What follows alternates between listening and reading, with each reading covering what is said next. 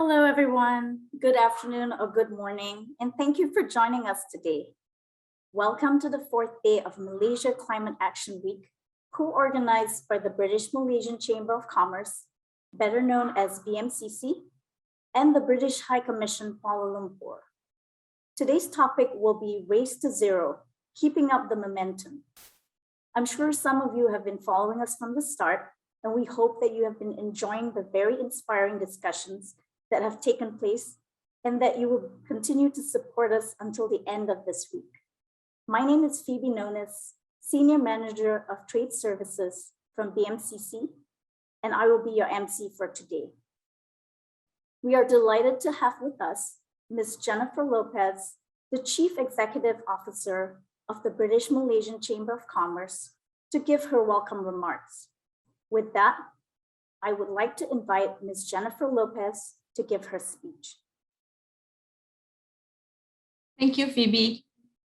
To Sam Myers, Her Majesty's Deputy Trade Commissioner to Asia Pacific from the Department of International Trade UK, our distinguished guests, signatories of the BMCC Climate Action Pledge, our esteemed speakers and panelists for our Day 4 program, ladies and gentlemen, a very good afternoon to all of you, and good morning to our audience watching in from the UK. A warm welcome to Day 4 of Malaysia Climate Action Week, a 5-day program organized by the BMCC and the British High Commission Kuala Lumpur. We are very honored to have with us Sam Myers, Her Majesty's Deputy Trade Commissioner to Asia Pacific, here today to give his remarks and launch the BMCC Climate Action Pledge. Thank you very much, Sam, for joining us. Ladies and gentlemen, for the past 3 days of our week-long program, we have had a great lineup of speakers, panelists who have touched on areas of incorporating ESG values in businesses today, climate governance, and transition into sustainable energy. I believe today's webinar will be another exciting one, themed on creating climate smart cities towards net zero ambition. And it will be an exciting and fruitful session, I'm sure, with industry leaders from the panel offering their valuable insights on how cities can drive the transition to a climate resilient economy. The BMCC, together with the British High Commission Kuala Lumpur, is very proud to be able to organize this Malaysia Climate Action Week as a run-up to COP26, which is happening, I think, tomorrow onwards. This has created a platform for us to encourage and spur deeper conversations about the impact of climate change, not just on the environment, but also on businesses and how companies around the world and in Malaysia have adapted to the demands of consumers and investors to become more responsible and sustainable in their operations and advocate for climate actions in their industries. The BMCC recognizes the importance of business, especially in Malaysia, to start taking more action against climate change, as the financial risks of climate change on businesses are growing tremendously.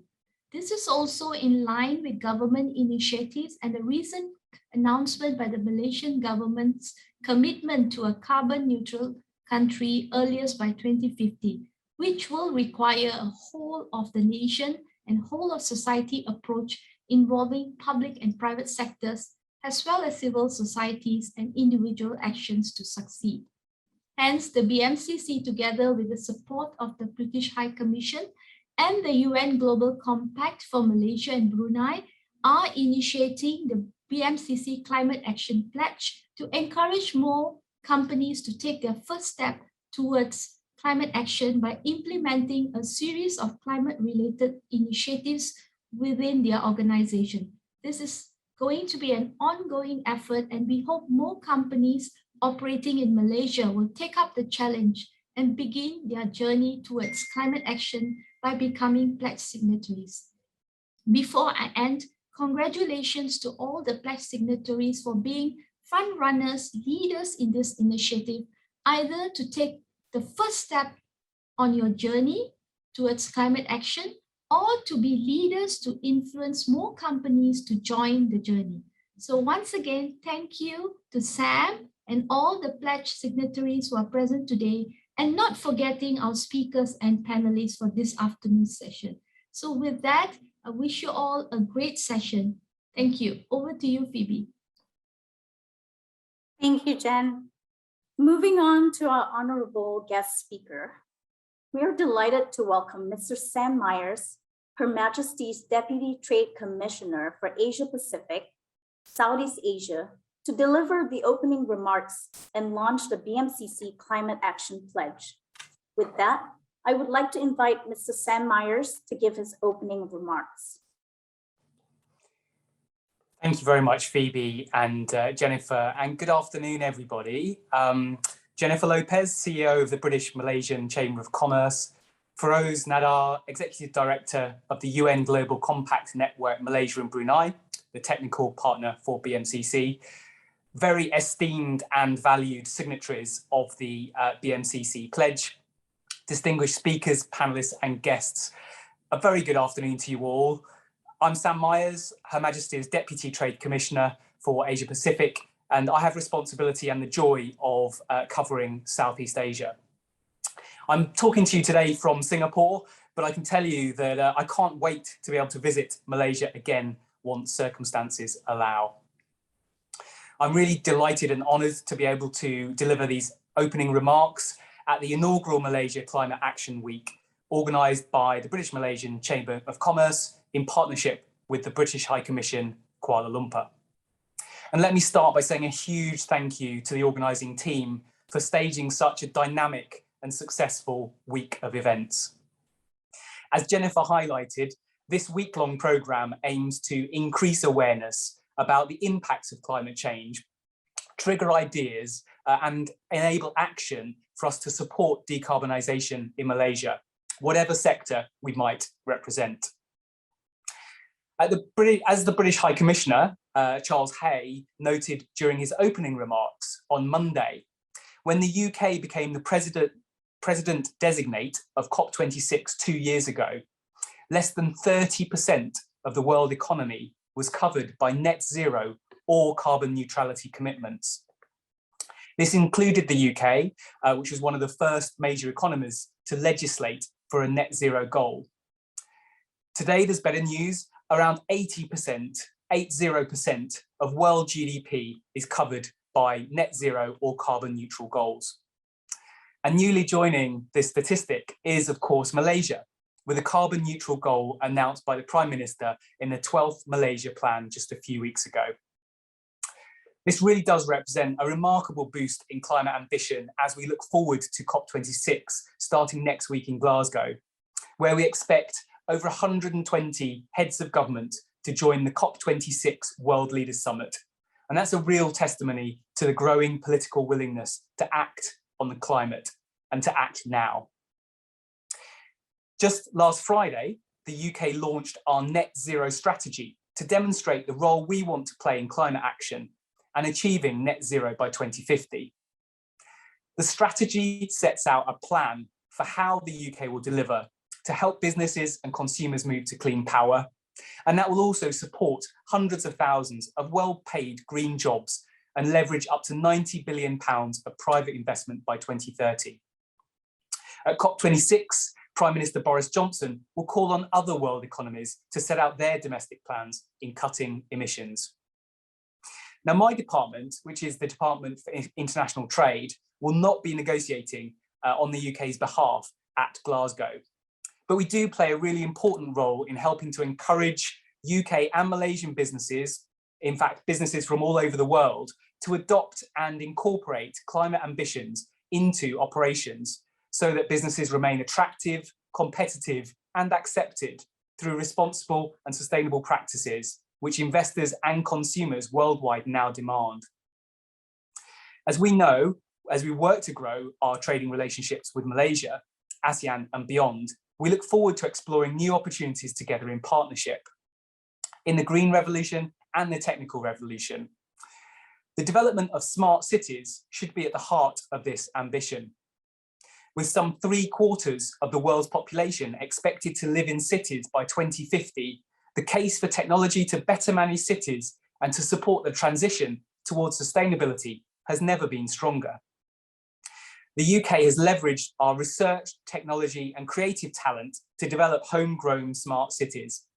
And the government's championed these through digital transformation of the public sector, updating and enabling connectivity, and funding urban innovation programmes.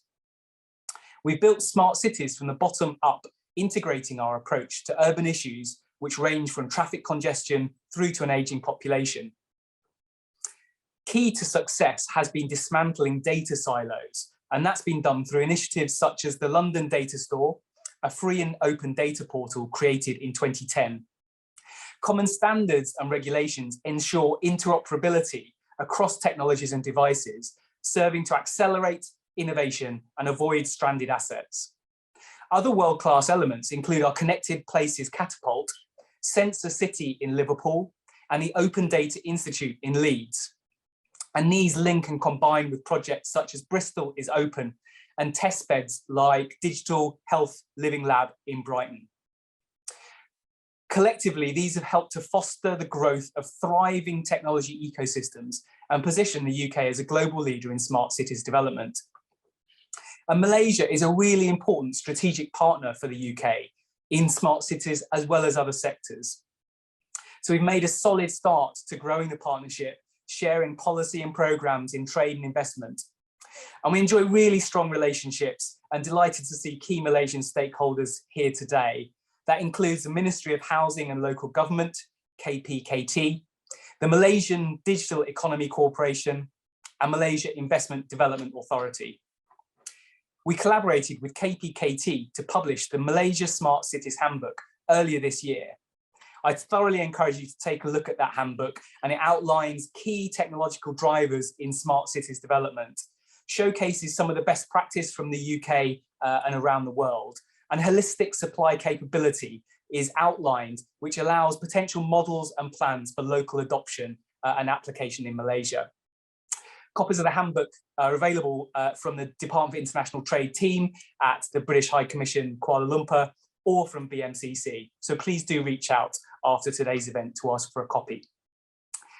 As a next step, we're going to be designing a virtual smart cities trade mission to Malaysia from the UK in February next year.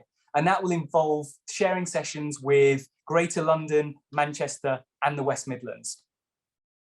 We're also working in close partnership with development authorities in both Iskandar, Malaysia, and Malacca under the Global Future Cities Programme, and that's delivering innovative citizen-centric and smart mobility projects. And there's also something called the UK PACT programme, that's P-A-C-T, which is supporting innovative projects with a number of Malaysian beneficiaries on climate planning.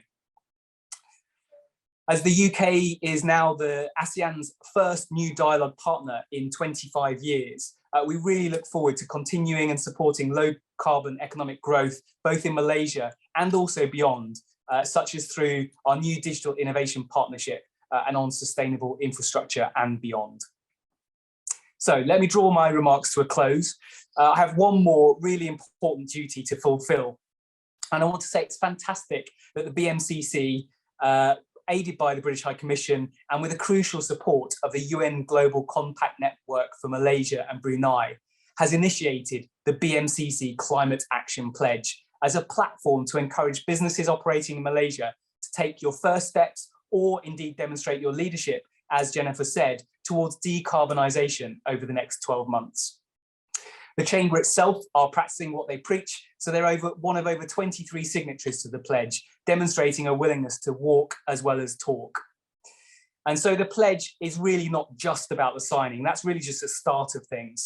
But you're not alone. The Chamber and the network will provide help and expertise to new signatories so that real progress can be made over the coming months. And it's a real honour to be able to launch the BMCC Climate Action Pledge. And I'd like to congratulate all of the existing signatories on making your respective commitments and being front runners. It's great to see such a diverse representation of companies of all sizes, spanning sectors including manufacturing, plantations, education, financial institutions, construction, healthcare, transportation and logistics, and there's many more. And I hope you will all take your steps today on the call to stand up and demonstrate your leadership within your organization and explore more and hopefully sign up to the Climate Action Pledge. As we all know, the challenges of urbanization and achieving net zero are really substantial ones. Only a collective, collaborative approach will enable the quality and function of our urban environments to meet our hopes and expectations in 21st century living. Critically, also to ensure mankind can limit the increase in global temperatures to 1.5 degrees Celsius or less. So, in supporting Climate Action Week and the launch of the BMCC Climate Action Pledge, you are all taking an important first step on this essential path. And I encourage you to continue walking that path jointly and collaboratively with BMCC, the British High Commission, and also the network for the days and weeks and months hence.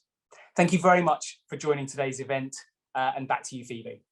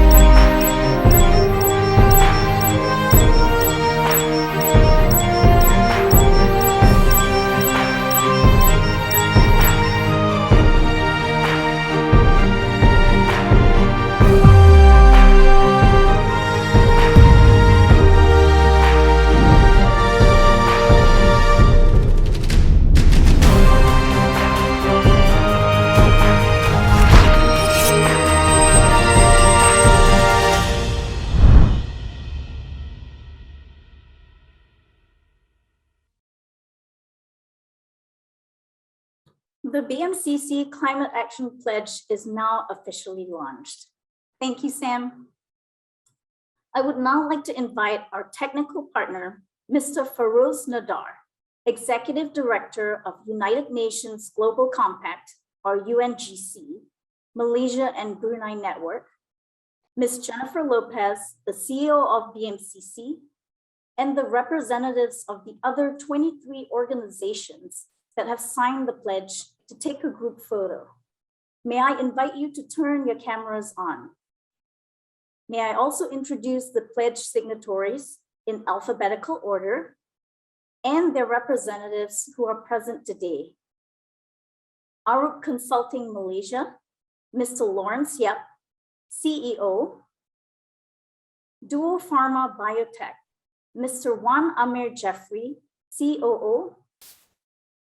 Harriet Watt University Malaysia, Professor Danny Ng, Associate Head of School of Engineering and Physical Science. Hijaz Kasturi Associates, Architect Serena Hijaz, Director. IJM Corporation, Mr. Liu Hao Sing, CEO and MD. IOI Palmwood, Mr. Peter Fitch, CEO. Emuda, Datuk Khairul Nazri, COO. KSI Strategic Institute for Asia, Mr. Zaim Mogsani, Director of External Affairs. Marlborough College, Malaysia, Mr. Alan Stevens, Master and CEO. MISC Group, Ms. Evelyn Chi, Head of Corporate Sustainability. Next Green Global, Datuk Lim Thiam Wat, MD. Owen Mumford, Malaysia, Ms. Shirley Low, Regional MD. Press Metal Aluminum Holdings, Mr. Ivan Gan, Head of Environment, Health and Safety. PwC Malaysia, Ms. Pauline Ho, Chief Strategic Operations Officer and Net Zero Lead Partner. QES Management Consultants, Mr. Khairul Anwar, MD. Sime Darby Property, Dato' Azmir Merican, Group MD. Smith & Nephew Operations Malaysia, Mr. Mark Arthin, MD and Site Leader. Standard Chartered Bank Malaysia, Ms. Mastura Adnan, Head of Public Affairs and Sustainability. Tenby School Satya Eco Park, Ms. Rosila Wati, Eco School Coordinator. 360 Energy Group, Mr. Brian Pai, Director. University of Nottingham, Malaysia, Professor Andy Chan, Vice Provost for Research and Knowledge Exchange. Weir Mineral Malaysia, Mr. Stephen Friend, MD. YTL Corporation, Ms. Ruth Yo, Executive Director, YTL Singapore, and the BMCC. Congratulations to all 24 organizations who have signed the BMCC Climate Action Pledge. Thank you, Sam Myers, Feroz, Jen, and all signatories for joining us this afternoon for the launch. Together, I believe we can make a difference. We would like to invite more organizations to sign up for the BMCC Climate Action Pledge. The website is climateactionweek.bmcc.org.my. For organizations that have not yet started your climate action journey, it is a small step forward, and let us guide you systematically towards fulfilling your climate action goals. A small step can lead to big changes. For organizations that are already taking climate action initiatives, please join us to be an industry advocate and influence more organizations to take action to combat climate change. Ladies and gentlemen, now moving on to our next session, we are delighted to have with us today Mr. Niloy Banerjee, Resident Representative for Malaysia, Singapore, and Brunei Darussalam, UNDP.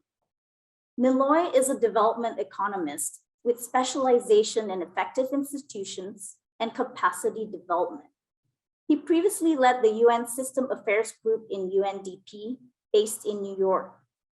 In this position, he led UNDP's interface with UN agencies, funds, and programs, and with member states in the arena of intergovernmental affairs. With that, I would like to invite Niloy to give his presentation on green technology application for the development of low carbon cities. Thank you, Phoebe. Can you hear me? Give me a thumbs up if you can. Yes, we can. Perfect. Thank you. Thanks. Colleagues, good afternoon. It's so nice to be with you, and so nice to be with the British High Commission and with the British Chambers of Commerce in Malaysia. It's, we can see this, we feel this energy in the UN. So thank you so much. It's getting a bit late in the day to take action. We should have done this about 5 or 10 years ago, but we're seeing this happen, so we are happy about it. And a big shout out to the government of the UK and to friends, colleagues, everybody in the UK as you take on first the COP in the next week or so, and then next couple of weeks, and then the overall agenda, the leadership of the overall agenda. So very timely, and thank you all for tuning in, and thank you for the pledges that I just heard. So to do my formal salutations, Ms. Jennifer Lopez, CEO of BMCC, Sam Myers, Deputy Trade Commissioner for Southeast Asia, good friend Feroz, Executive Director for the Global Compact of Malaysia, old friend Dato Ismail, Chief of IRDA, longtime partner of UNDP, members of the Chambers of Commerce, the British Chambers of Commerce, members of the Global Network, panelists, ladies and gentlemen, good afternoon. You're absolutely right. You heard in the last two conversations about the importance of cities in the whole sort of climate conversation. Look, thank you for inviting UNDP, which has a big footprint of climate work. It's actually the UN's largest climate organization, but also it has a very big footprint in urban, focusing in on the urban aspect of climate change and moving to now the net zero ambitions. So your invitation actually just exemplifies that we are all in this together, and that is a good spur. It's a good first step. We take it from here, colleagues. Clearly, 55% now of the global population are living in cities, and by 2050 we will be closer to 70%, if not more. Malaysia is well above the global mean already, with 77% living in cities, which of course, it's something to celebrate. Cities are clearly the global engine for energy and creativity and innovation and producing the great GDP miracle that our world is seeing. But it also, colleagues, makes cities the battleground for climate change. As our Secretary General, Mr. Gutierrez, Antonio Gutierrez, likes to say, the cities are where the climate battle will be won or lost. One aspect of climate change which is not and urbanization, where these two forces come together. Sorry, colleagues, I'm just having a bad moment. Where these two forces come together is while cities are burgeoning and they're also therefore creating a large climate load, cities are also creating a climate-related inequality load. So just something to plug in your collective consciousness and your collective intelligence. That this is something we will need to address. Climate change is making societies more unequal, and climate change in cities will also create tremendously complex divisions of inequality, which we eventually need to tackle. But let me just point you to one stark issue, which maybe continuing on this inequality theme, which maybe is not always evident, but because we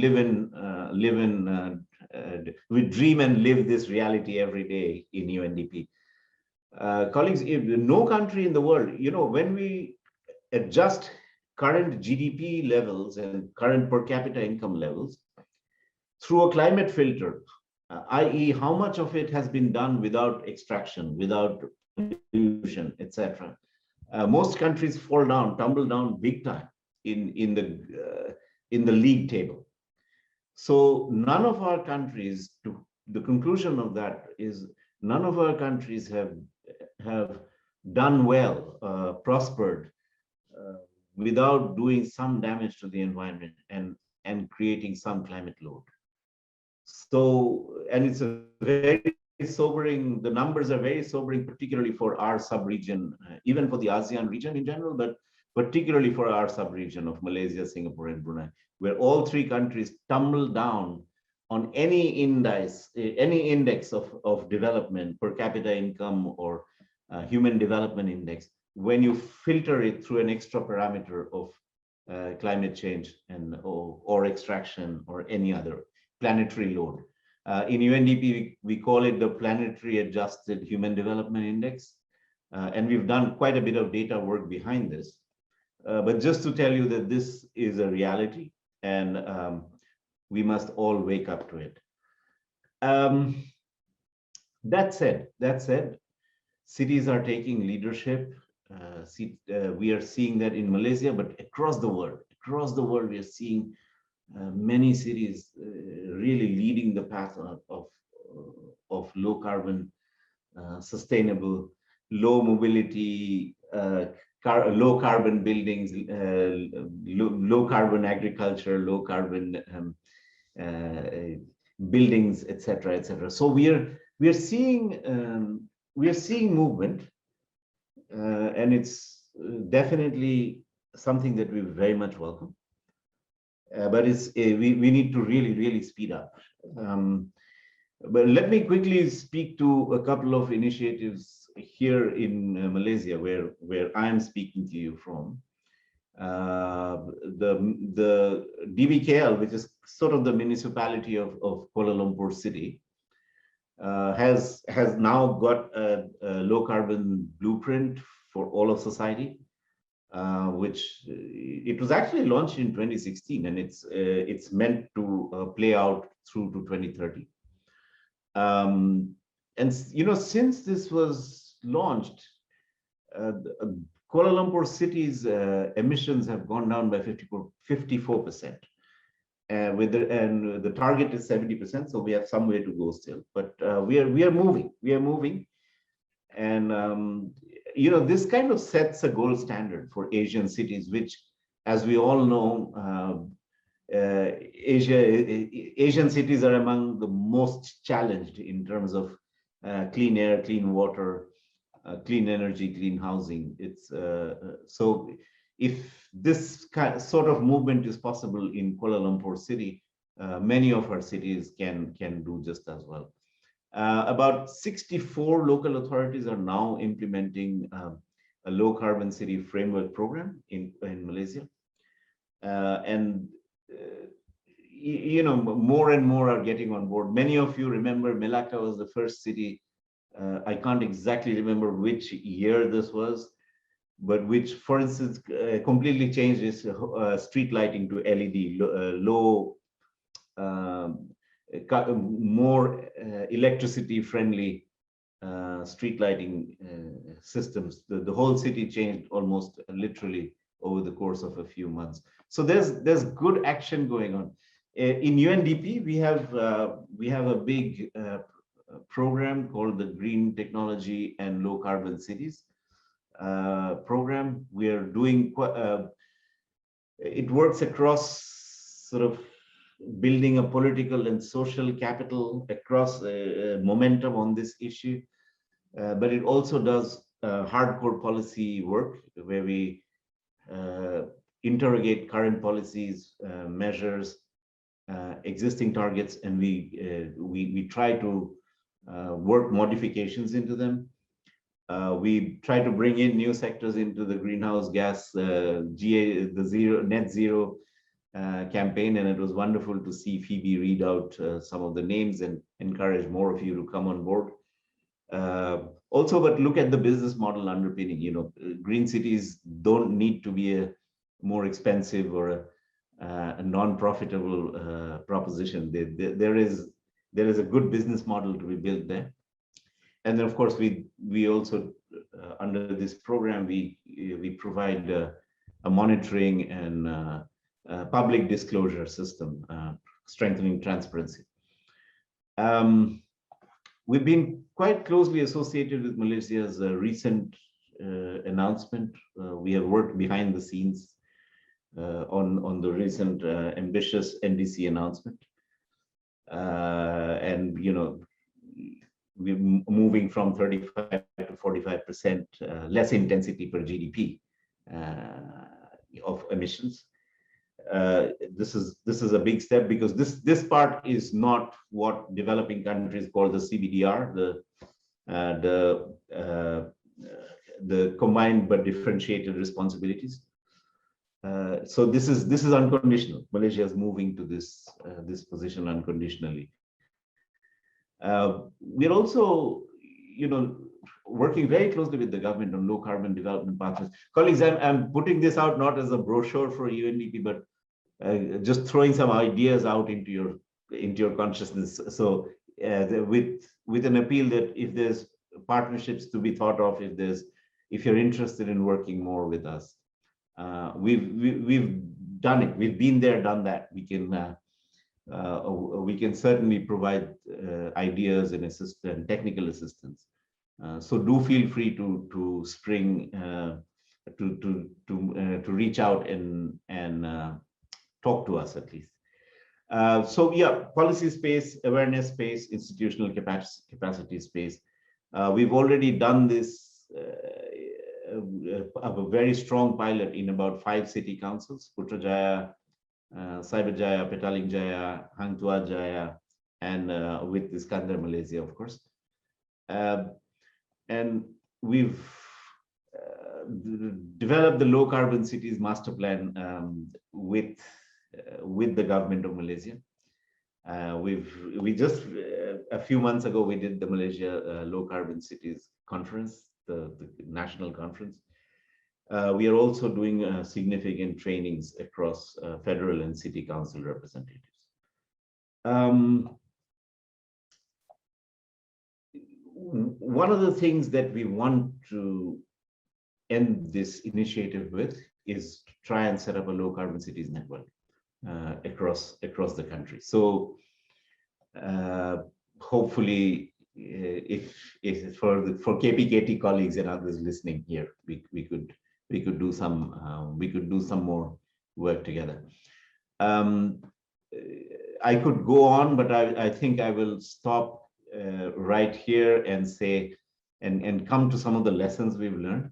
And I think it was already said in the last two presentations. Some of these were already said. You know, it does need the all of society, private, public, citizens in universities. I think the goals have aligned. All our goals have aligned. We are aware of the issues. Mutual understanding of each other's positions is still an evolving area. But I think the direction of travel is right. We just need to come up with the right strategies and with win-win partnerships so that everyone sees something interesting in it for them. I have a whole bunch of ideas and thoughts to throw out to you, but I'll try to quickly close. Look, colleagues, as we go into the COP26 in Glasgow, we are challenged with a few things. Climate change governance is becoming a really important area of where we need to evolve. We just need to get better at it. We still think of climate change as a Ministry of Environment problem. It's not. It's obviously not. It's your problem, my problem, private sector, corporate sector's problem, small and medium enterprise problem, the transport sector's problem. So we are all in this together. All of society approach clearly, but so this horizontal, but also vertical, yeah. Federal, state, local, all of us have to come together. Cities have a particularly important role because they are the repository of institutional intellectual capital. Also, they hold the economic engines in their hands. So maybe there's an argument to pay special attention to cities as we are doing today, but even more so in policy making at large, to focus more on cities. My third sort of concluding comment is the private sector. Many of you in this room are extremely important, not just as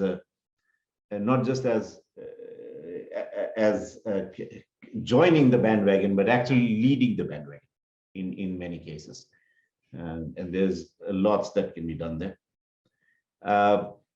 My fourth conclusion is, colleagues, we also need to work on technology.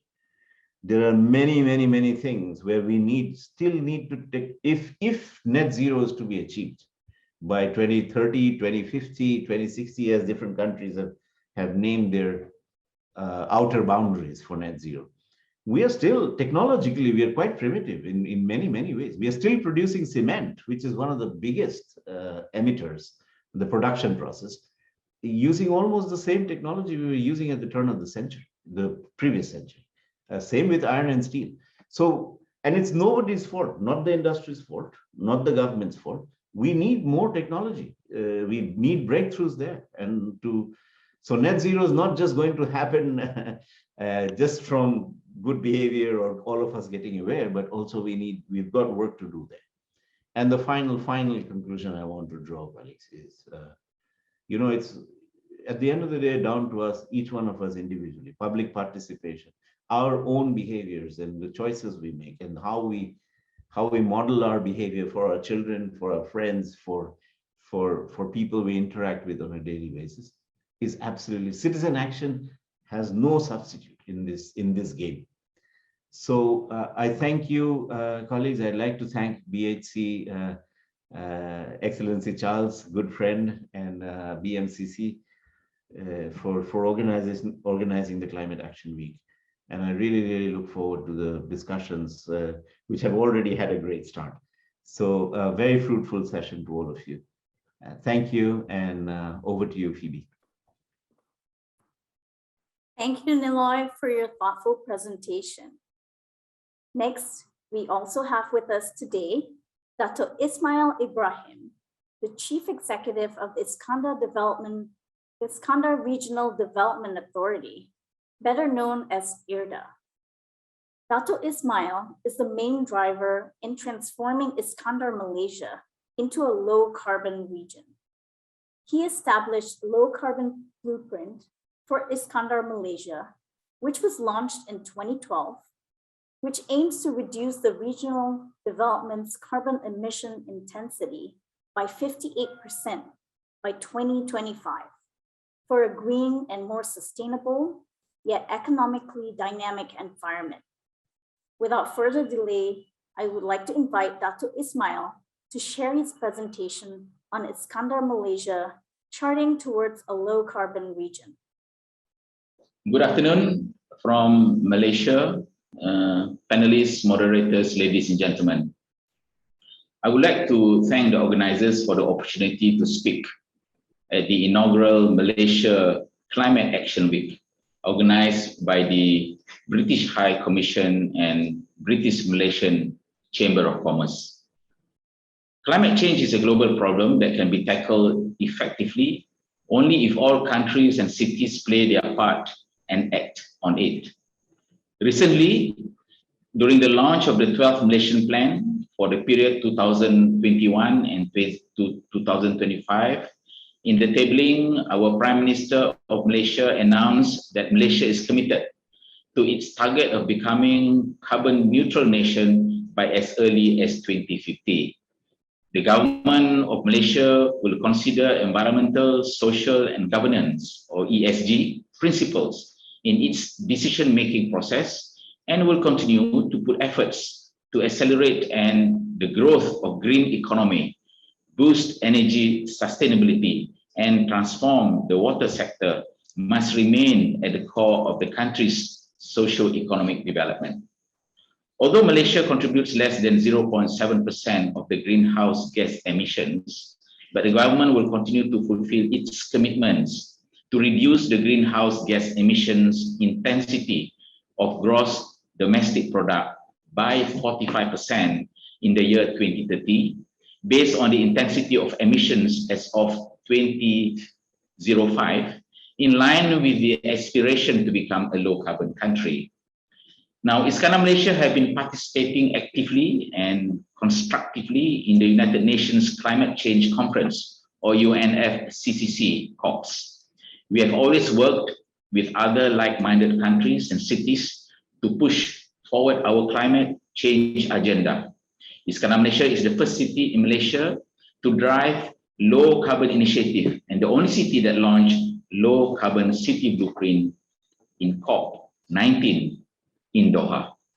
So ladies and gentlemen, I will now share how Iskandar Malaysia charting towards a low carbon city. I would like to begin by sharing with you the history about Iskandar Malaysia. Now, Iskandar Malaysia was established way back in 2006, 15 years ago, and it is an economic development region situated in the southern peninsula of Malaysia. Our area is about 2,200 kilometers square, and it consists of 5 local authorities, 3 of which are city status, and 2 municipal districts. Back in 2019 and 2020, we received the CDP Global Ranking Cities as in leadership and transparency on climate action emissions.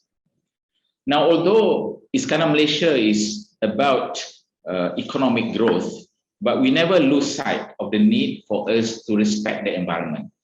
as well as to ensure that there has been social inclusiveness. So through our governance structure, which is made up of the chairman, who are co-chaired between the Prime Minister of Malaysia and the Chief Minister of Johor, we've been able to assemble a strong team that is made up of cabinet ministers and ministers from the state government of Johor, as well as from the private corporate sector, to ensure that the development of Iskandar Malaysia is not only based on its foundation for economic growth, but also based on its need to ensure that we continue to protect the environment. So our core function and role is not only about promoting Iskandar Malaysia, but also to plan for the growth of Iskandar Malaysia hand in hand with the three pillars of economy, social, and environment, but as well as to facilitate development. Now, throughout the development of what we term as sustainable Iskandar Malaysia, we are governed by both the regulatory process and through planning, as well as commercial development.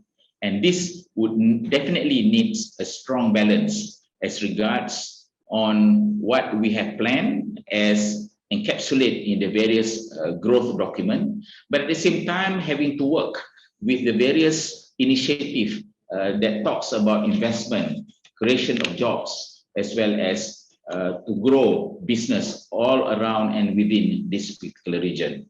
And that is why through our comprehensive development plan, we need to have what we term as the holistic development plan, where we talk about not only wealth generation, but we need to share that wealth and be inclusive about it.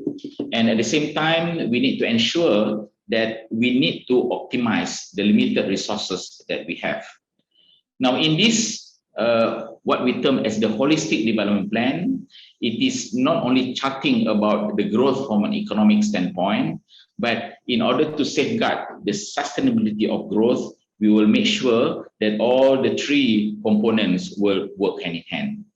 We have set targets for growth, not only from an economic by way of investment, but we also cater for the growth in the population, GDP growth, as well as household income.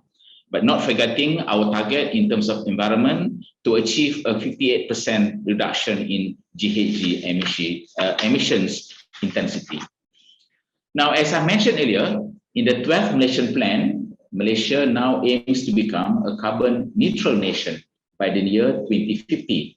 And we have set out certain conditions and certain parameters by which we will be able to strategize ourselves to meet to these objectives. One of which is, for example, to target an increase of 10% from the earlier submission, which has now become 45%, which is unconditional.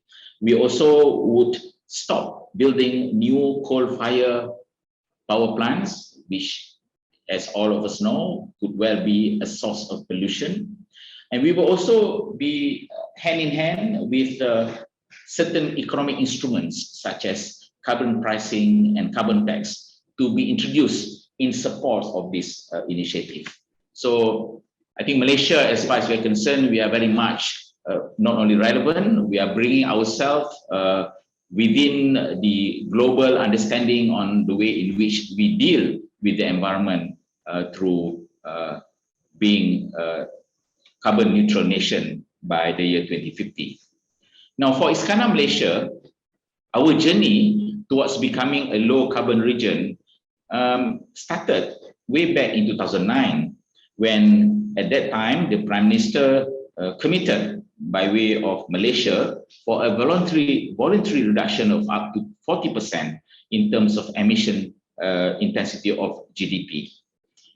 Then moving forward in COP of 2019, way back in 2012, Iskandar Malaysia, we introduced what we term as the low carbon society blueprint for this particular region, which is targeted for the year until 2025.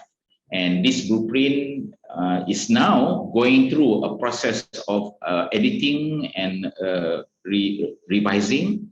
But just to go on record, to note that the low carbon society blueprint, although it is planned up to 2025, but we are now in the process of revising that particular document, which I will elaborate a little bit later.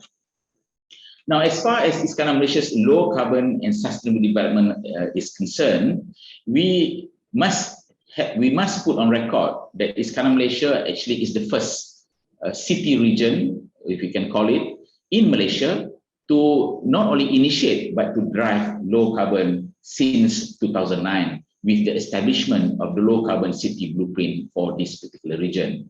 That would be way back in 2012. Now, we are also the first region in Malaysia to use and to comply an international recognized standard, that is the Global Protocol for Community Scale Greenhouse Gas Emission, or GPC in short. And this covers the 5 local authorities within Iskandar Malaysia. So within less than 10 years, this region has managed to complete the LCS development cycle from science to policy and action to monitoring. Now, I would like to share with you on our key initiatives and program that we have actually been dealing with. Now, Iskandar Malaysia, as I mentioned, we started our LCS program in around about 2013, 2012, and we've got more than 60 programs completed, and there are still 240 programs that are currently ongoing. And in 2019, our GHG inventory report shows that our overall emission intensity have significantly decreased by 19.7%. This is very much due to the collaboration and working hand in hand with the various government entity, the community, as well as the business side in carrying out some of the initiatives. For example, waste management, natural assets and diverse city management plan, infrastructure, housing, as well as things like tree planting. To go on record, we also have been given international recognition through our collaboration. This is due to the fact that we are new in this and we need to get the cooperation and assistance from all the international bodies to ensure that we will definitely be going on the right path. For example, we have been working with OECD for a joint study under the urban green growth. We've been working with Indonesia and Philippines under the ICLE plastic waste management plan, specifically on the area. We have also been working closely through funding by the UK Foreign Commonwealth Office under the Prosperity Fund for purposes of smart integrated mobility. So you can see our projects and our programs are diverse for as long as they fall within the purview of how we manage the environment. Now, moving forward, under the United Climate Change Conference, which we have been participating for so many years, even in Mexico and 2012 in Qatar, followed by Warsaw in Poland. Every time when we have this COP, definitely we will be launching something to gain recognition, and so that it will enable us to work with the various government entities, business community, as well as the people at large back here in Iskandar Malaysia through all this initiative and recognition and using COP to gain further that recognition from an international perspective. I would also like to share with you, apart from low carbon, we also embarked upon what we call the Smart Sustainable City. This is part of our Smart City initiative, which couple very nicely with low carbon society.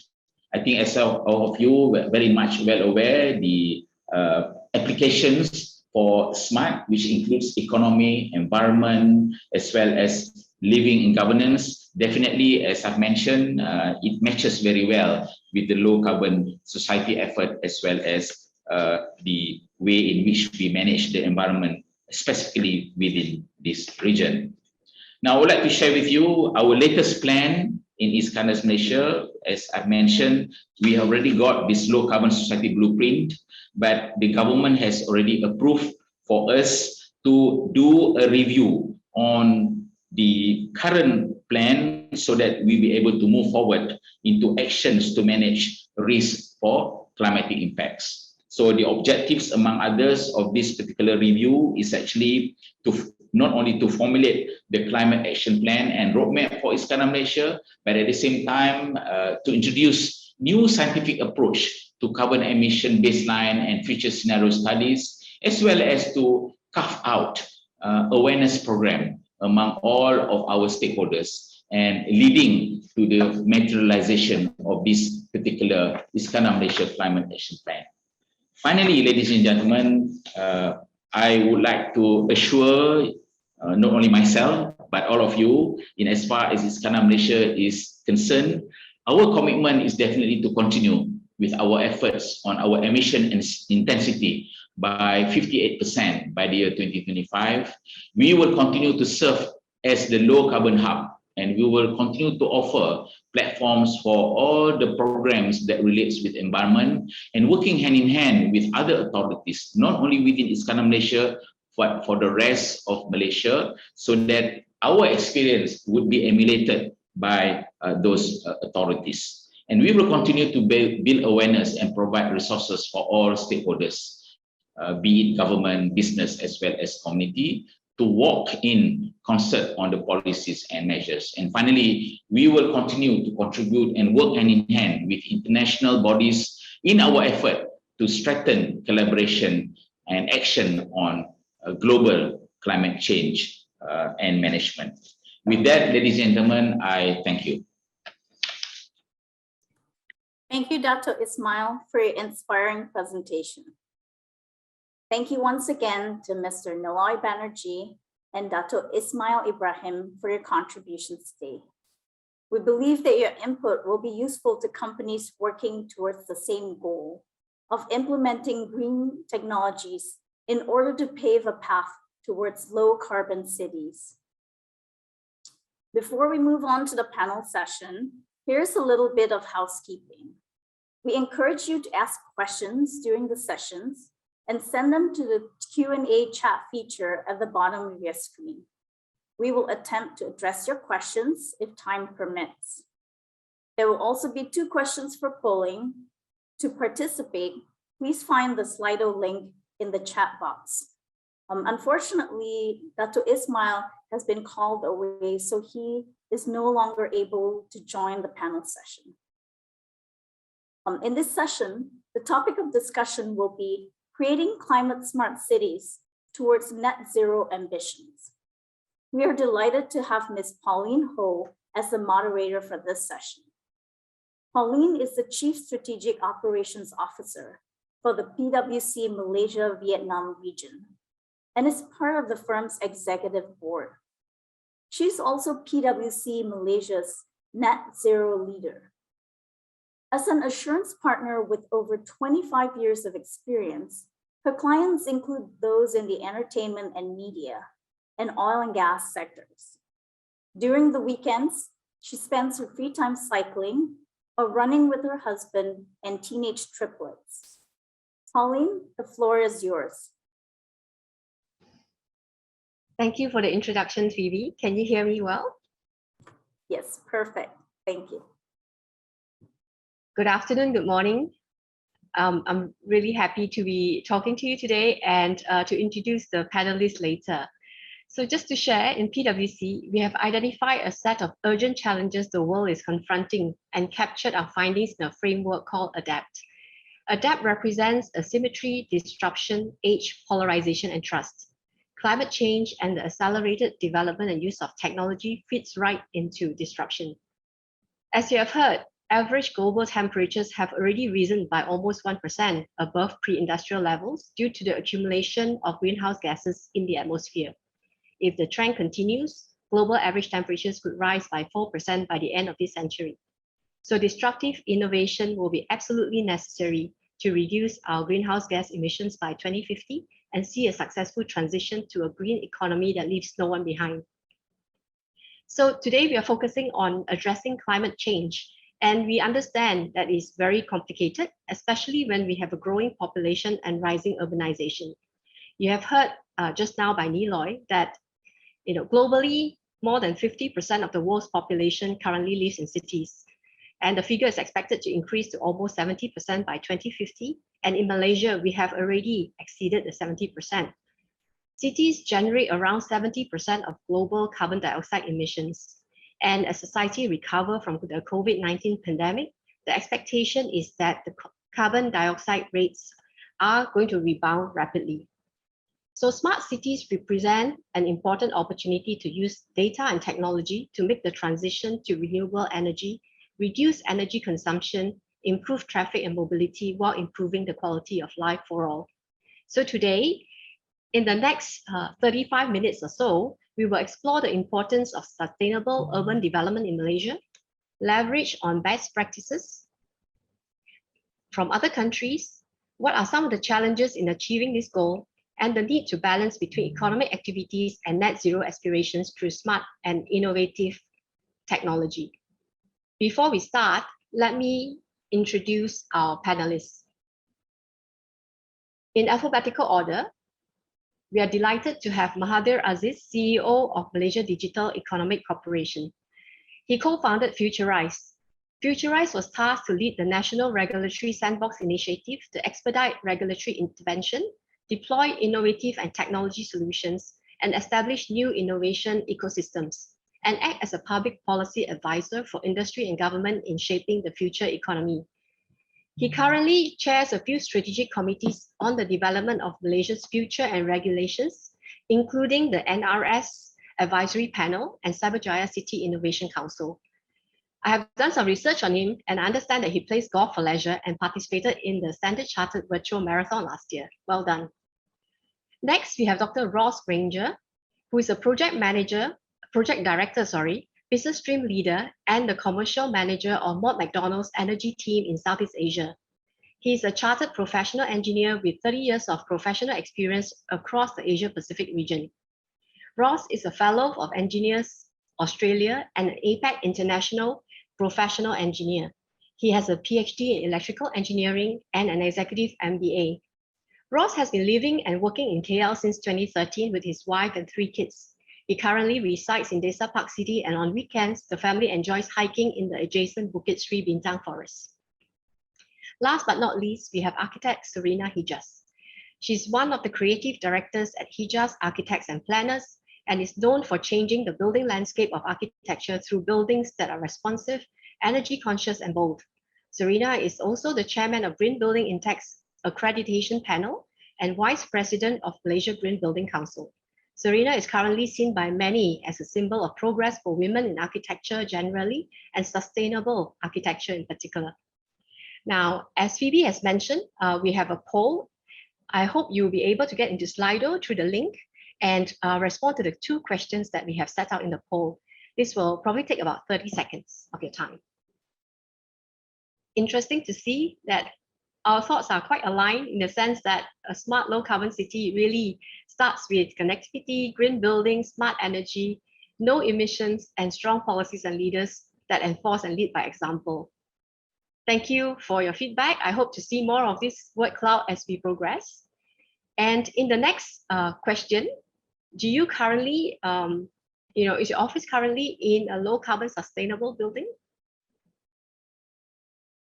Majority is no, as expected, because some of our buildings that our offices are in are actually quite old, right? And that is where I think one of the discussions today around sustainable building, Serena, will definitely be very interesting to the audience. Thank you for your participation.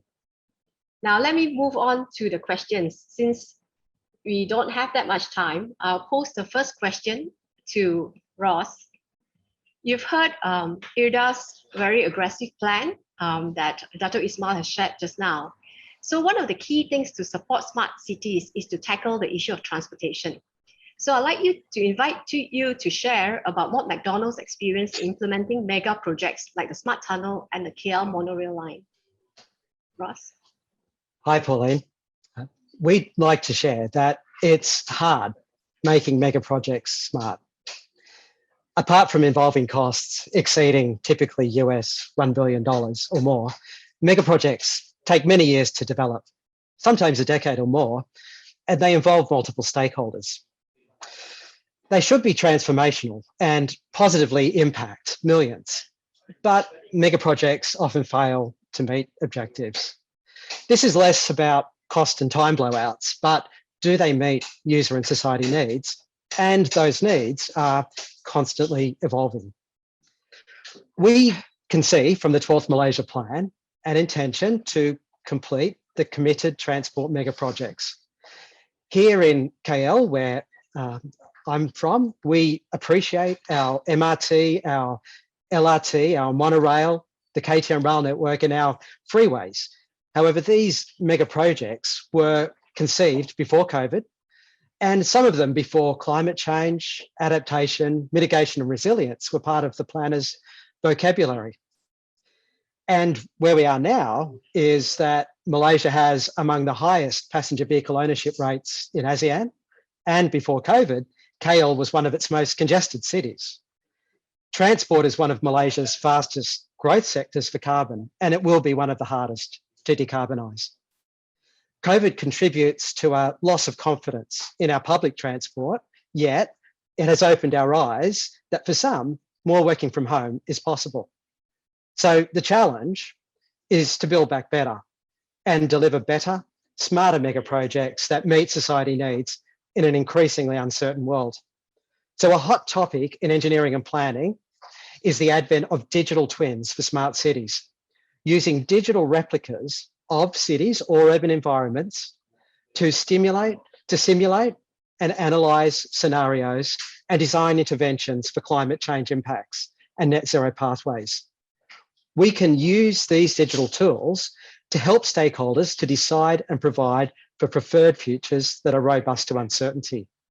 We can use technology to engage in new ways with a much broader stakeholder group, including the young, and address the needs of vulnerable minorities such as the elderly and mobility impaired. These are just some of the ways we can make our mega projects smarter, Pauline. Thank you, Ross. Now over to you, Serena. As you have seen from the poll just now, most of us actually are in buildings that are not so green. And for new developments like Iskandar, Malaysia, for instance, we can think about a low carbon society blueprint and start afresh.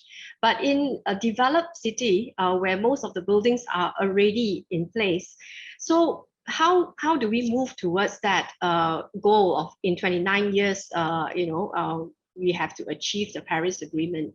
So specifically, what are the low-hanging fruit and key challenges, and how can members of the public and the companies support low-carbon cities? Serena, I think you're on mute. Green buildings have been around for about 10 years now in Malaysia. Actually, it started in 2009 when we implemented the first tool. GBI, for example, implemented the first tool. However, the widespread spread of the pickup in terms of buildings transforming to green has been on just a private initiative versus at a governmental level. And I think the key difference here is if the low-hanging fruit is energy efficiency, and then it will relate back to the amount of energy we have to provide, the amount of water, the amount of waste, and all the other elements that goes with green buildings. So I would say green buildings is a low-hanging fruit that hasn't been exploited. And the key element here, I think, is until government makes it mandatory, which I think after 10 years of just being adopted at a private capacity, we've only seen about 600 buildings, maybe about 700 buildings nationwide that has adopted green buildings. And as mentioned, I think in one of the questions here on the specific policy of decarbonizing buildings, and that 98 or probably about 95% of our existing buildings, the only way we can do this transformation is really implementing a mandatory requirement at a national level to minimally go to a green building. At green buildings, at a certification, we'll already be able to achieve a 30% reduction. And we are looking at a 45% emission reduction by the year, as stated at national level. So why aren't we making this already a mandatory element? I think that's one of the key factors that we really should be considering. So I think that fit in very well with the next question, given Mahathir has some role in advising, right, from a policy standpoint. Would you like to share your experience as a public policy advisor and being on the Cyberjaya City Innovation Council, Mahathir? Hi, thanks for having me, actually.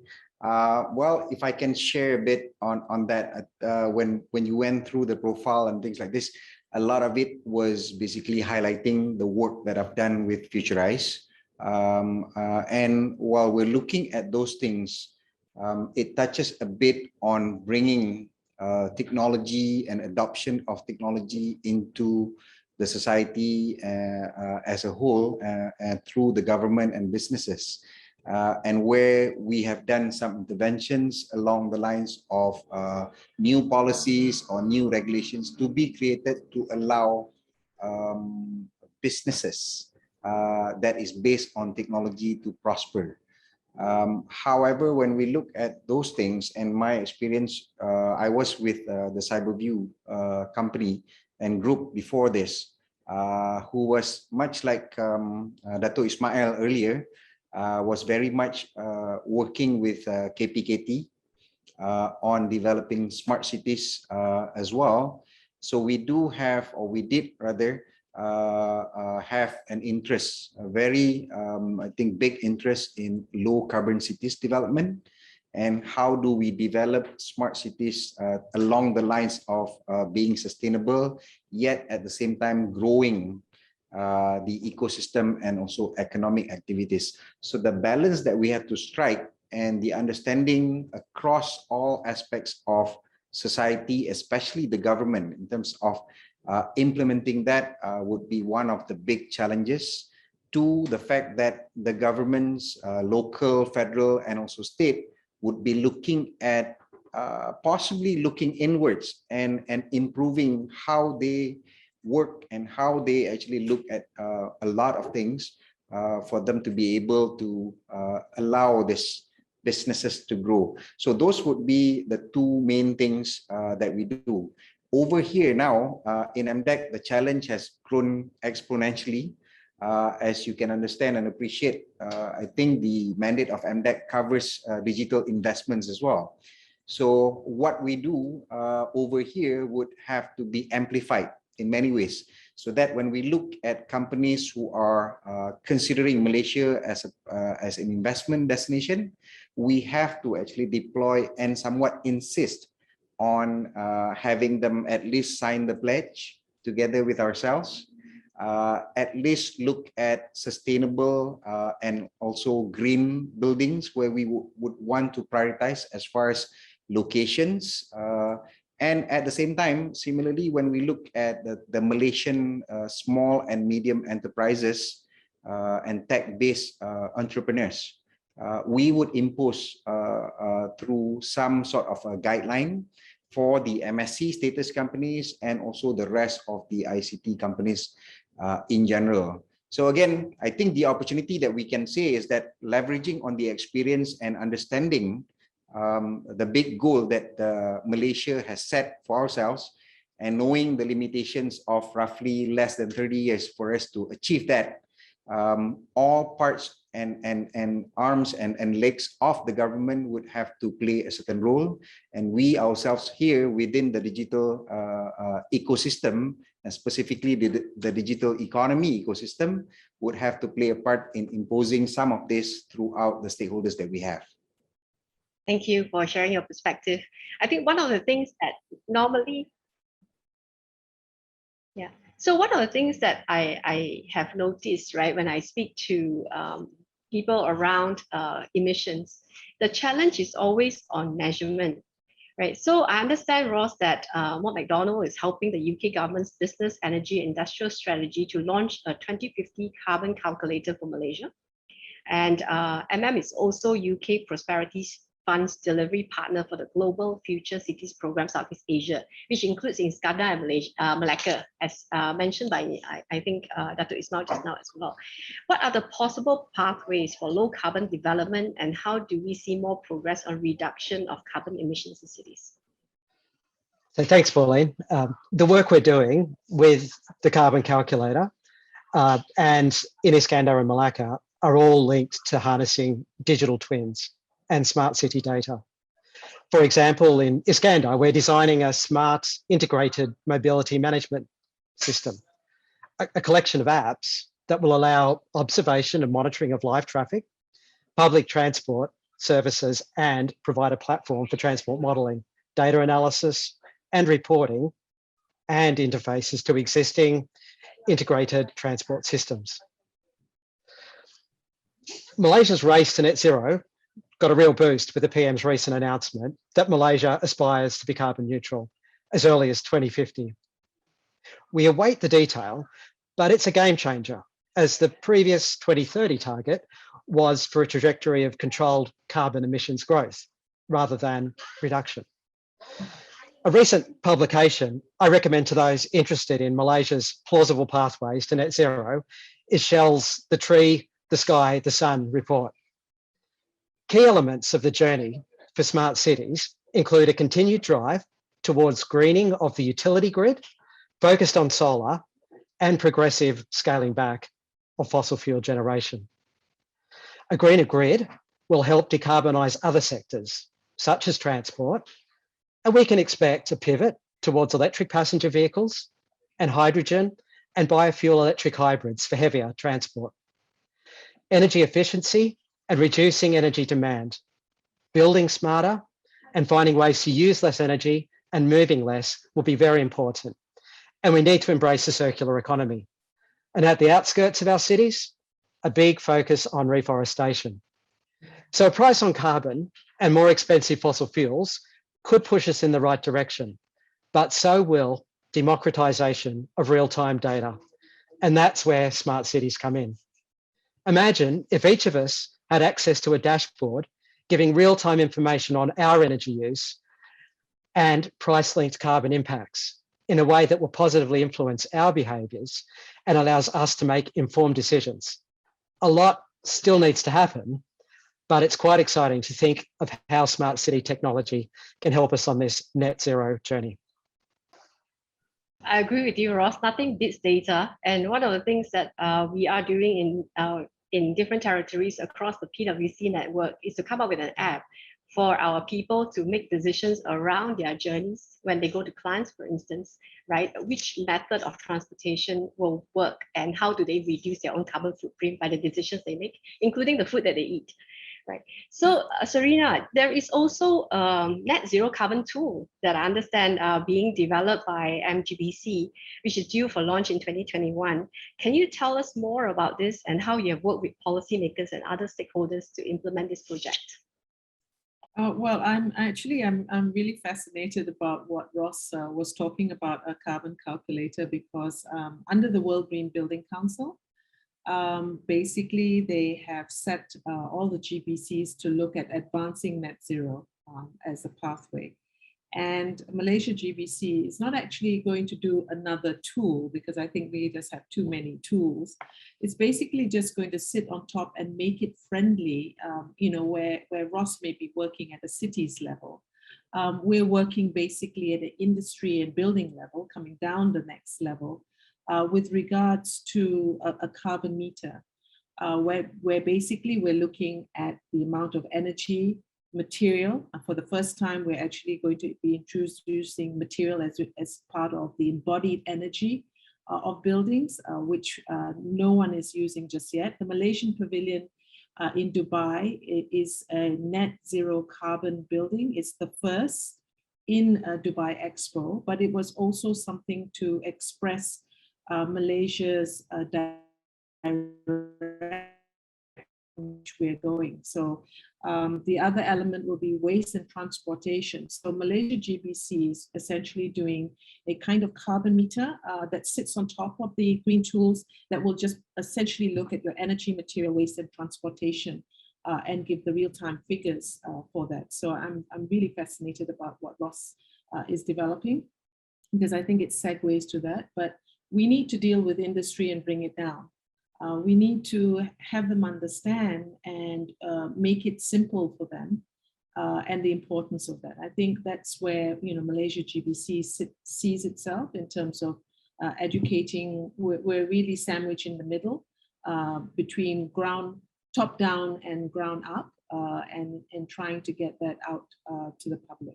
We're doing a soft launch in November, and then we'll be having more public engagement about it prior to releasing it next year. We look forward to that.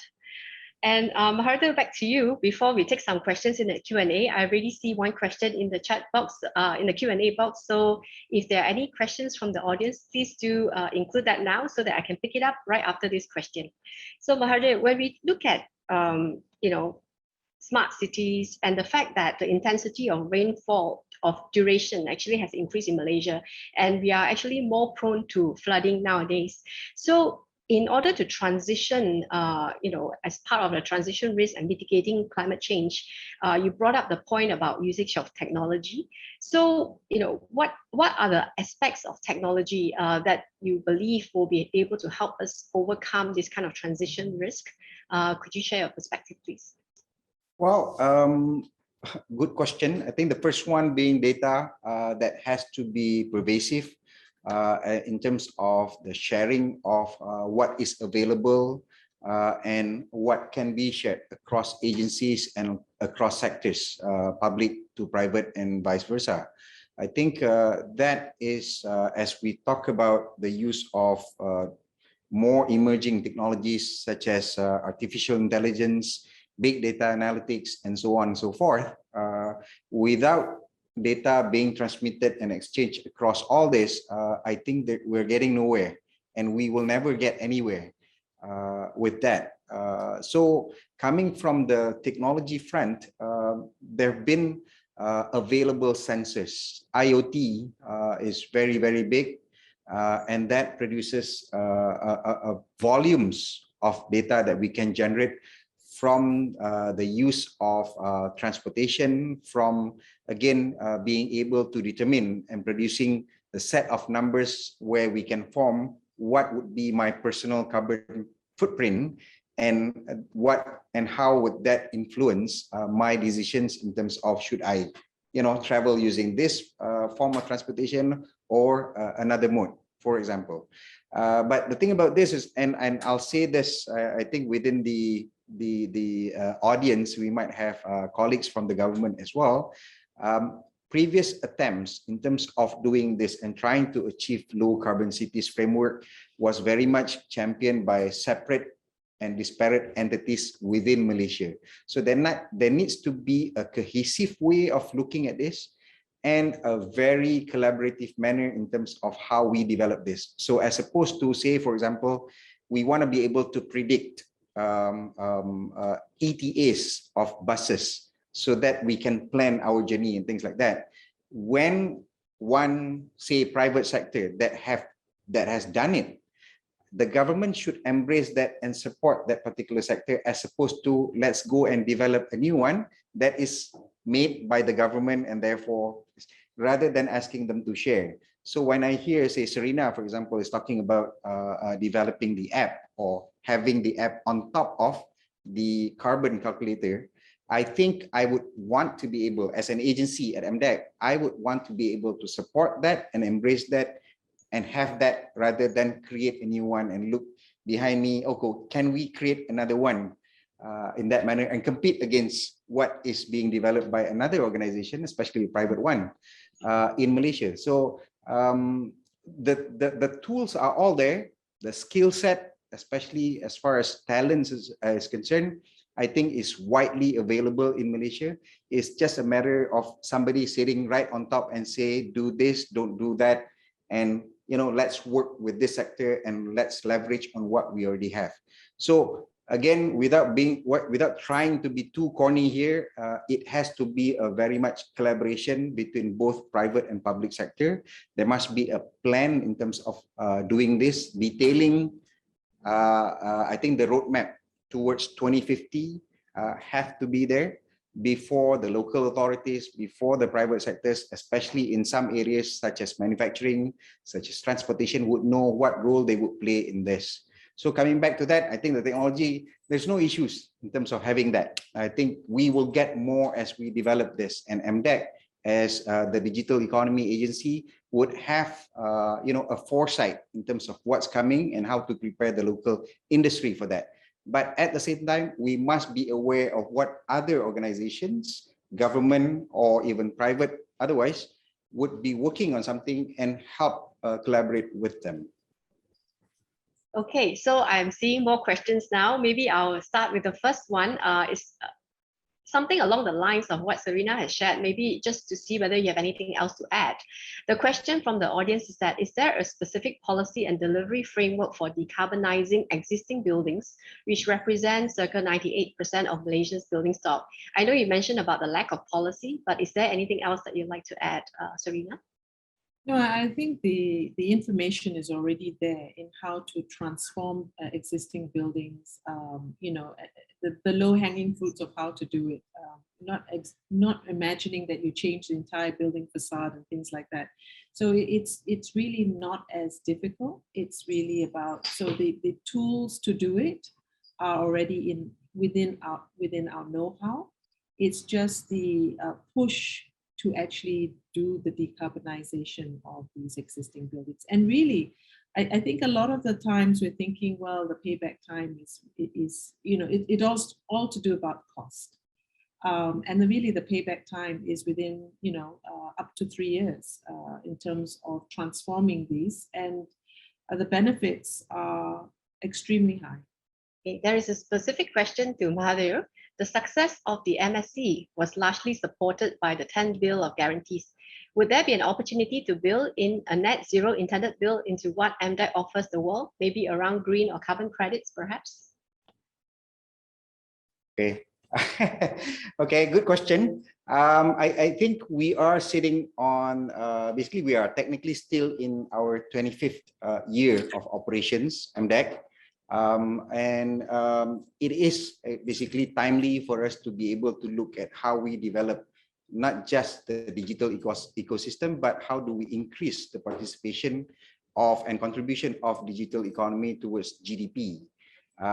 So that requires a lot of refresh and reform work to the existing Bill of Guarantees. So I think that gives us the opportunity to relook at what we have done. I did allude to possibly, including some of those requirements in terms of setting up the businesses, tech-based businesses in Malaysia. Similarly, as we develop new local SMEs that would have sustainability in mind. It wasn't there, 25 years ago, but the opportunity for us to look at this against the backdrop of goals, especially on green goals that we have set and net zero goals, I believe that that is something that we are seriously looking at, details of which will be coming in the coming months. I can't share that much at the moment, but yes, a very long answer and a very long yes to all that. That's good. We'll look forward to that. Another question from the audience. How ready is the supply chain to deliver these green initiatives? Are there gaps between corporates and suppliers? What key drivers and changes need to happen within the supply chain to drive net zero across the built environment in Malaysia? I think, Ross, you did share about the fact that, projects, depending on at what stage and all that, there is a need to consider that, and there's a supply chain around that. Maybe you can share some perspective. And Serena, please do chip in as well to share your perspective. Yeah, thanks, Pauline. Yeah, I think the supply chain is ready and willing, and I think the PM's recent announcement is a really great call to action, because I think markets and the supply chain are looking for these signals of commitment and clear statements and goals so that they can start to plan and organise and commit.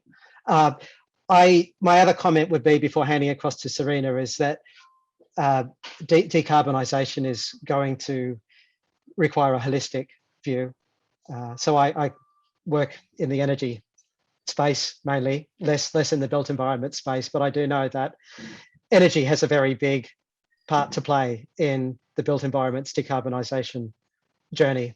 You've got the energy use of buildings, but also the embedded carbon in the materials used. So the approach we take will have to be very, very holistic. I think in Malaysia, the government has a very important role to play, because and you know, I see amazing, you know, I think that the amount of work that's been done in terms of these blueprints and reports and studies is just incredible. You know, I think there is this platform there. So I'm really you know, seeing that some positive action occurring, I think, coming out of COP26. But I'll hand across to Serena. You know, I'd like to say that starting today, now, after, you know, the Malaysian plan and the Tengku Zafrul's also statement from MOF and the drive that is coming from the government, that this will become the new norm. And if this becomes the new norm, then I say the pickup will be great and the momentum will be great. Having started with green buildings more than 15, 18 years ago, with even you know, Telecom Malaysia and all the rest of it, I know that it takes at least 10 years to mature from any time that we start. So we start at the net zero target now. The industry will only start to catch up with everything from eco-novate, if we're talking about the industry adopting more ecological ways of developing their materials. You know, we're talking about green concrete or greener concrete. We know that in Malaysia, that's predominantly how we build, and not from steel. Just to correct a little bit, it's not, I've been corrected on the word reforestation. It's not reforestation. We're doing restoration at the moment. And so reforestation for me means that we're actually planting to grow and build. So you know, again, that was the example that we were given with the Malaysian Pavilion. We grow the trees to plant, to build a building, and you can decommission it after. Now, this idea to net zero requires that kind of thinking. It also requires about temporary structures rather than permanent structures, because we can do the upcycling and recycling of materials. I see that across the industries from north to south, the big cities are considering transportation, electric transportation, which you know, is another high emitter. So if I see the report given at the government level that it leaves about 75 million tons of CO2 GHG left for us after we have considered our forests, that is counting for about 260 million tons, then we've got 75 million tons CO2 GHG that we actually have to get down to achieve a neutrality.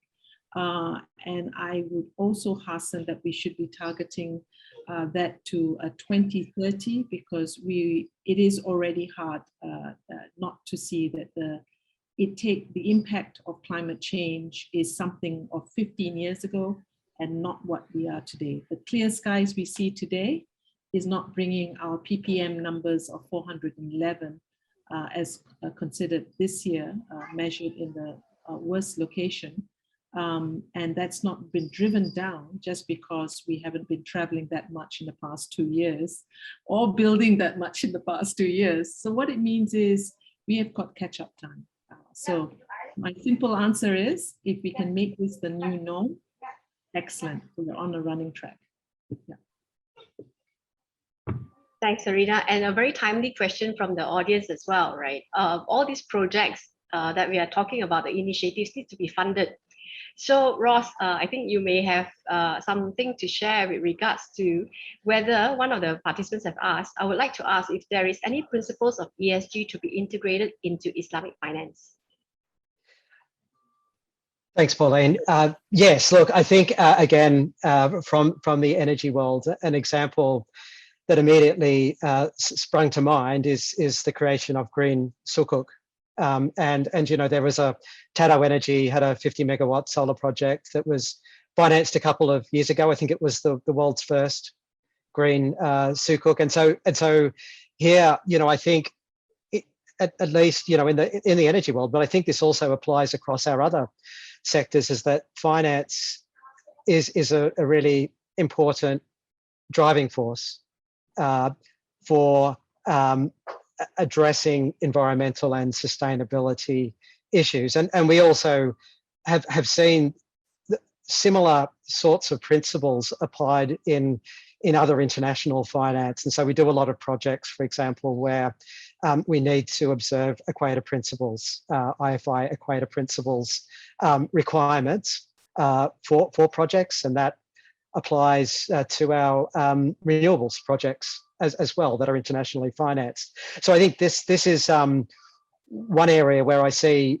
finance is actually you know, taking a leading role, and you know, I think we're hearing also in you know, the build up to COP26 about some very important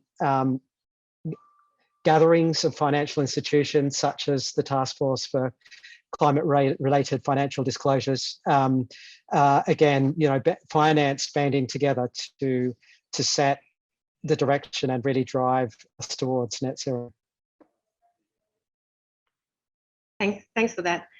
So one thing that we haven't explored really is back to a question that I'm posing to the panelists instead of from the Q&A, is the concept of inclusivity, right? It's a key principle of the Shared Prosperity Vision 2030 for Malaysia to ensure the benefits of economic growth will be felt by all segments of society, right? So through the various sustainable plans which we have, how do we include all segments of society? I think a good example of this inequity is the lack of devices for online learning among the poor and those living in rural areas, right? So Mahathir, maybe I can ask from your standpoint, technology perspective, how can technology be available on a more cost-effective basis to the rakyat as a whole?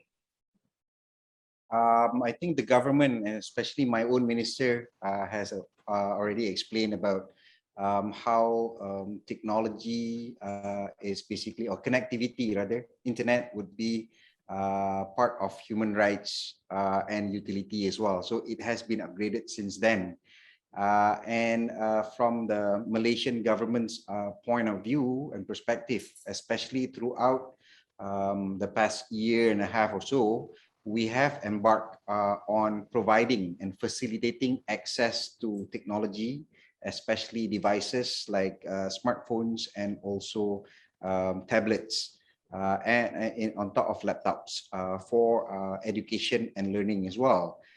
At the same time, we do have two large and very ambitious projects that is ongoing right now throughout the country. One is called Jendela, to provide 4G connectivity, and the other being the 5G deployment. That is, I think, highly ambitious in terms of what it wanted to do. However, I think having both communication and the highways being set up in order to ensure that nobody is left behind as we develop the economy, digital economy, or the technology ecosystem and digital ecosystem, was the fact that we have to have content. And this is where I think MDEC plays a role, at least from a government's perspective, to help bring in the companies that we have developed, or the companies that we bring in to invest into Malaysia, to provide and develop more contents. I'll give you one simple example. Malaysia is very well known for developing digital creative content, animations, movies, games, and so on. And that has been the mainstay of MDEC especially. So we need to be able to bring the same spirit, the same energy and skill set, and apply that across to other sectors. And we are talking about education. So you don't live the development of the digital content to the educators themselves. They are merely guides to how you develop this, whether it's following the right curriculum and syllabus and things like that. But the medium can be done in a different way, and that can be served by our own company. So that is another thing that we are looking at. I think there was an initiative that was put together by the previous management of MDEC called Digital versus COVID. And that was basically a huge Avengers-like assembly of companies, tech companies, to help the ecosystem survive in the world of lockdowns and MCOs at that point. I thought that was a good start. It needs to be strengthened. It needs to be improved and amplified across all sectors. So that would be the primary thing that we can look at in terms of facilitation. The other part is, again, I spoke very much earlier on policy.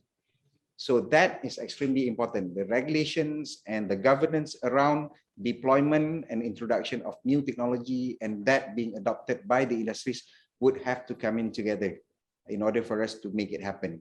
The funding can be coming a bit in terms of injection by the government, but the rest would have to be requested and also plowed in by the private sectors themselves. Thank you. We have one final question in the Q&A, given that time is running short. The question is around how do we reconcile net zero with the many other sustainability challenges? For example, how do we make circular economy central to the net zero agenda? Does anyone have any perspective on the circular economy? I know we haven't talked that much about it. Perhaps a quick insight before we end the session. I can start, Pauline. Yeah, look, I think when you look at the contributors to our carbon footprint, waste is certainly there in the list of contributors. And so there is a challenge for us to reduce waste in order to become carbon neutral. So I see there are, the goal of a circular economy is certainly complementary to the goal of reducing carbon. But at the same time, I think there is probably no one, we might say, a price on carbon will help us get there faster. But I think we actually need a whole lot of complementary proactive initiatives around waste. And, I see a lot of efforts being made, for example, towards increasing recycling rates, the zero single-use plastic policies that we have. And I think these are all also important initiatives to have running in parallel. But I'll let some of the other panelists also contribute here. Well, because he's touched on waste, perhaps I'll touch on material. I think we really should look about embodied energy and building materials in what we're making, how we're making. And I think that the circular economy is really in what they call the cradle to cradle concept. If we start already thinking in the cradle to cradle way, which ties in quite nicely to circular economy, then we will really rethink about the materials and then what we are building. So I think circular economy is certainly a way of just looking, a lens of looking at every sector that we're covering: energy, material, waste, and transportation. Data, of course, it's up there in the cloud, so there doesn't seem to be that much waste in that circular economy there, but it definitely drives and connects all of those. So if we take the lens of circular economy, that I think that will definitely that will be a game changer in every sector that we're looking at. Just to a short one, I think the two esteemed co-panelists would have said that, but I think from a technology point of view, I would say that digital tools and technology is there to be able to support this. I would also want to say, I think as far as circular economy which was one of my goals when I was in Futurize, was to create the awareness and the understanding of what circular economy means to my particular aspect of society and also economic sector or industry sector. I think that is very key in terms of understanding this. We can look at it from waste management. We can look at it from a digital tools themselves, I think pockets of programs, recycling phones and things like that. So it is beyond recycling, and not everyone and not a big portion of the society would have complete comprehension of what circular economy is. So possibly through the Malaysian lens, they have to have that concept digested first and then translated into what they can do. Digital will always be there to enable this to happen and to support this. Thanks. Thank you to my esteemed panelists for your sharing today. We have certainly learned a lot from your experiences. So a few key takeaways from me as I was busy jotting down while you were speaking. I believe that there is a challenge of balancing economics and a net zero aspiration. I think all businesses out there are aware, government is aware. However, pushing the issue down the road will make it even harder for us to address the issue, to the extent that if we push it any further, we won't be able to ever address the issue. Okay. Secondly, it does take collective effort by the entire ecosystem in order to achieve the outcomes desired. Right, the government has a role to play in terms of policy, in terms of, to a certain extent, financing or subsidy.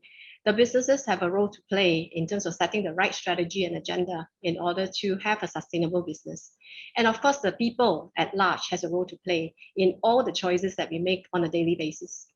Last but not least, smart cities blueprints are already in progress. As businesses, there are ample opportunities for you to support these developments to achieve long-term sustainability for your business as well. So I hope everyone has found this session useful today, and thank you very much for your time. Back to you, Phoebe. Thank you, Pauline. That was a very informative panel session. Thank you to Pauline, Serena, Mahathir, and Ross. Thank you also to everyone else for your attendance and also for your questions. I would also like to encourage you to complete our feedback form, which is in the chat box. Your views are very important to us. We also hope you will join us again for upcoming events. We will have 2 sessions tomorrow. In the morning, there will be a forum on race to net zero supply chains, and there will be another session in the afternoon on climate change and food. Our speakers for the first session will be from Malaysia Green Technology and Climate Change Center, MGTC, the CEO of IOI Palmwood, the MD and CEO of BMW Group Malaysia, and the CEO of Firefly. The session will be moderated by the MD of Smith & Nephew Malaysia. The speakers for the afternoon session on climate change and food will be the founder of the Lost Food Project, CEO of Yayasan Sime Darby, Associate Professor from the University of Nottingham, Malaysia, and the PR and CSR Head for the Food Purveyor. This session will be moderated by the CEO of BMCC. For more information on the webinars for tomorrow, as well as a pledge, here's the website again, climateactionweek.bmcc.org.my. The BMCC, in collaboration with the British High Commission Malaysia, will also be organizing a regional virtual trade mission to Malaysia, Thailand, and Vietnam for UK companies providing green building solutions. Please join our webinar on November 17 to find out more. To register, please email me. My email will be shown on the screen. This brings us to the end of day 4 of Malaysia Climate Action Week. With that, thank you once again to all our speakers. Our appreciation also goes to our All Climate Action partner and our supporting partners for assisting us to promote the webinar to their networks. Thank you also to the amazing team at the BMCC who have been working behind the scenes to make this happen. Have a great evening, take care and stay safe.